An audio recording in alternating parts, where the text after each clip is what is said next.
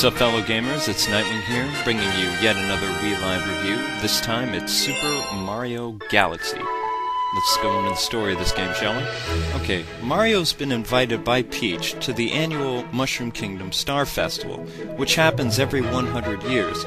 It's a joyous time in the Mushroom Kingdom. Nothing really bad has happened, and everybody is enjoying to see this comet go into the Mushroom Kingdom's orbit.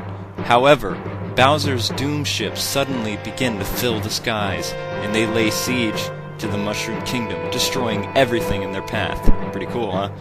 As Mario valiantly arrives to Princess Peach's rescue, Bowser unveils his plot that is much deeper and darker than any other. He's not just going to kidnap Princess Peach. Oh no. This time the foul fiend is going to take the entire Peach's castle into space. His goal is to create a galaxy based after himself and to destroy all the other galaxies. Mario valiantly tries to fight Bowser but is thwarted by one of Bowser's goons, who propels Mario into deep space. Peach, thinking Mario is dead, starts to lose hope. Meanwhile, Mario is actually unconscious as Peach's castle begins to vanish from our galaxy. Mario meets a character called Lumina, which is a star being that can transform into anything it wants. We find out that it's the star child of a character called Rosalina, who's Princess of the Cosmos, and she's in charge of all the stars and galaxies in the known universe. Concept for this game. Much like the previous Mario platform games for both the 64 and the GameCube, you have this area to explore. In Mario Galaxy, it's called the Observatory, which is this vast complex that houses all these different kinds of galaxies. Now, with Mario Galaxy, which makes it different than Mario 64, is this area is so much bigger to explore than both in Mario 64 and Mario Sunshine. The Observatory has just about everything, and there are 40 plus galaxies for you to explore. There is so much to this game. It is a very epic game. I have a hard time calling it a Mario game. The portals that are in this game, they're not really portals. They're different places inside the observatory that house all these different types of galaxies. In most galaxies, there are two hidden galaxies, and then there are the regular galaxies where you go to collect the stars. So the concept hasn't really changed that much, although they have added a new type of star feature. Instead of just the regular stars, they're known as the grand stars, which actually control not only the observatory's power, but also lays stable to the galaxy. Very interesting, huh? I thought so. Controls for this game. This Mario platform game controls very well. In fact, this game was tailor-made for the Wii. The control is absolutely flawless from all the other previous Mario games. I have really no issue with the way the controller works for this. It is absolutely effortless. Anybody can play this, and it's just a lot of fun that you're going to have this stupid grin on your face half the time you're playing this game. I am absolutely serious. All the mechanics that you loved about Sunshine and 64 are alive and well in Galaxy, and the control again is absolutely flawless. There are some new control mechanics to Galaxy, called the spin attack, which in order to do this, all you do is swing the remote. Very simple. The spin attack is not only used just to attack enemies, but you can also use it to do jump attacks. It can help with you with your jumps. It can help with getting certain places, breaking crystals, and using the warp stars. All you do is just spin the remote and you can transport yourself. Now, what you're seeing right here is the blue cursor is actually my cursor. I can move it around the screen while playing Mario Galaxy, and I can use it to collect stars and shoot enemies with the B button. And then I can lay siege to them by just either walking into them or swinging my remote. Another new element is the swing. Now, when you're swinging from vine to vine, all you do is you shake the remote. There is some flight mechanics in this game.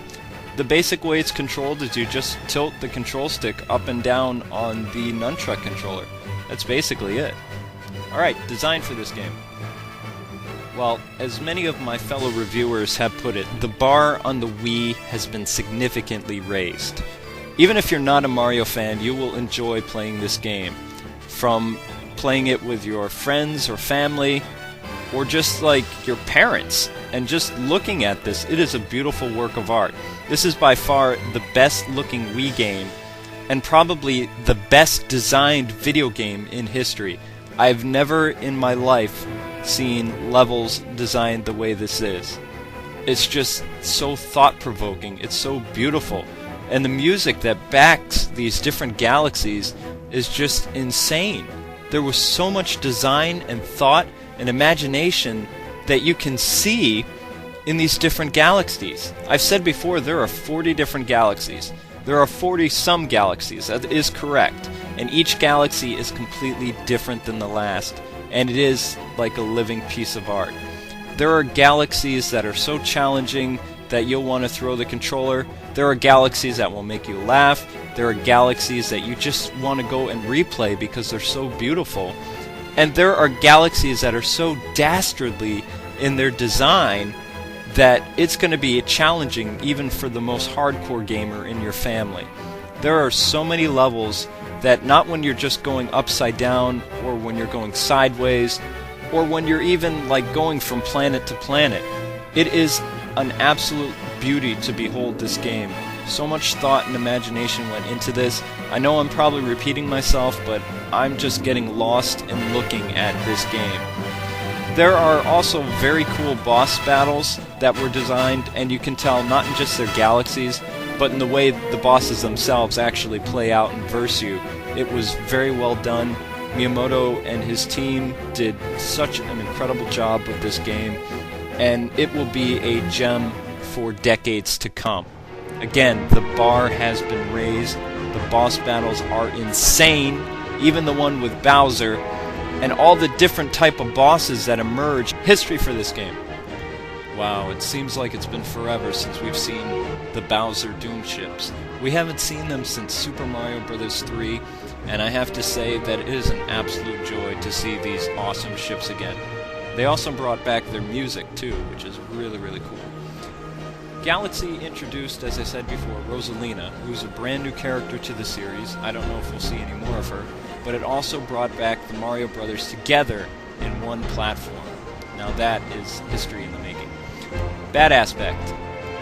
Honestly, I really don't have that much wrong with this game that I didn't like. Graphics are fine, controls are fine, even the camera is okay in this game. The only problem I have with this game, as probably many reviewers may copy me, which is fine, is the text. It's annoying, you can't skip it, and it takes away from the epicness of what Galaxy is. And Nintendo, if they're going to ever learn to remove the text from games and just add voice actors, a good aspect of this game.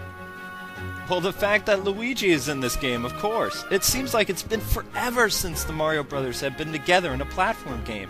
And the fact that you can play as Luigi once you get 120 stars, that's just awesome.